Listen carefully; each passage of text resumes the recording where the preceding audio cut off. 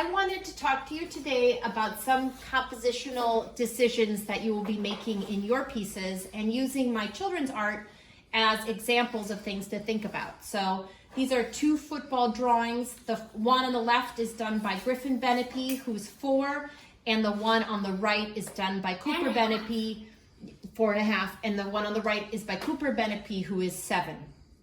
And I'm going to start with Griffin's over here on the left and talk about some interesting decisions that he made to think about how one organizes a page and some positive things that are working in it that make it very lively and full of movement and a good use of the rectangle. So first you see the central figure. He's on one team because he's the red player.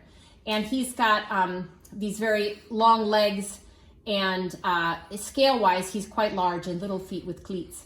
And he's holding the football and has these symbols on his, Nike symbols on his various items of clothing, number 71.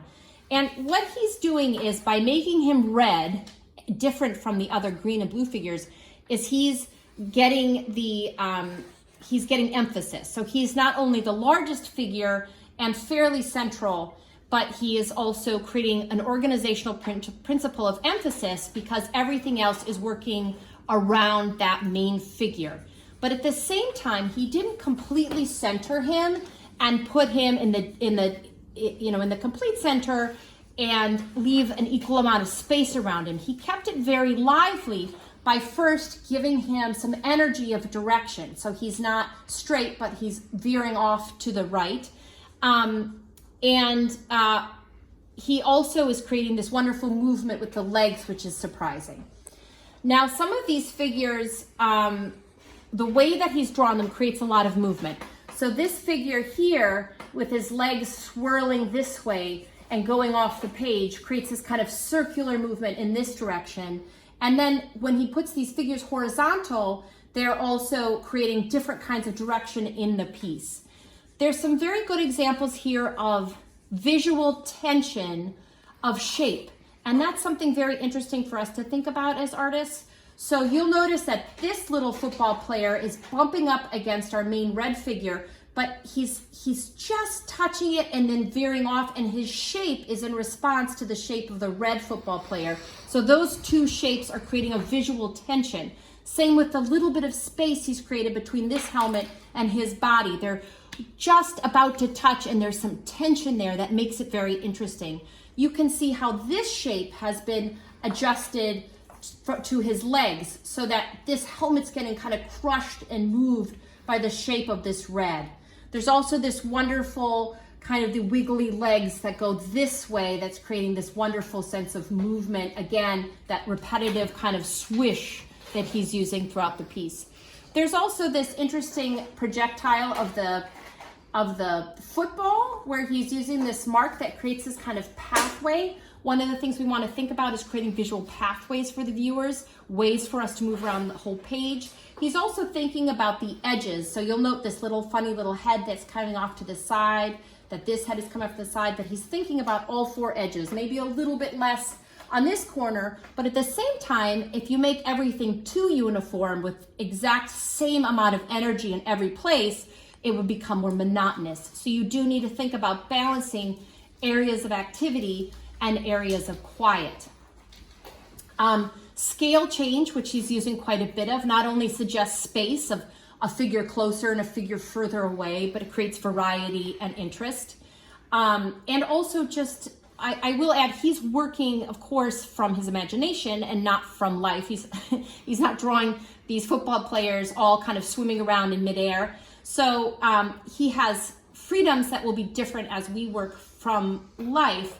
But I will point out, and this is true in children's art, is how extraordinary it is to see such surprising moments. And that's something that we try to reclaim as adult artists, is that sense of surprise, humor. So just the fact that the feet are quite small and have these wonderful detailed cleats, or the noses, the way that he's drawn the noses and included the nostrils, but how they're surprising, and there's a fearlessness in the way he approaches his piece. Okay, now we're going to move over to the right and look a little bit at Cooper's piece. Okay, so a couple of things to note. Again, there's this organizing principle of a larger form and in front of a smaller form, so that this not only creates emphasis, so we know where we primarily are looking. We're mostly looking at this large figure. He's drawn himself here, Cooper, being the main football player on the Bucks.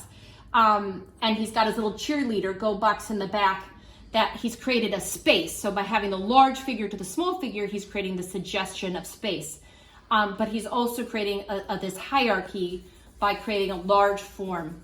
You might notice that as humans, when we look at a piece, anytime you have words or numbers, our eye does tend to gravitate to those and read those, and they have a higher hierarchical importance visually.